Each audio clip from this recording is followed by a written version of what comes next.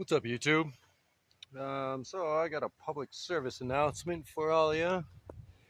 When you're moving around things and you're grabbing for stuff, anybody see that cute little caterpillar right there? Boots, don't knock my hand. That caterpillar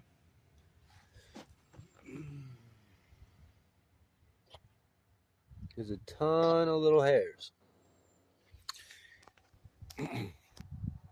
Those hairs will get stuck in your skin. They're like fiberglass. They itch. They suck. Don't touch them. I almost grabbed the water nozzle there and touched it myself. Pay attention to what you're grabbing. Uh, Even in the Midwest, things can hurt you. Oh yeah, and I'm making dinner.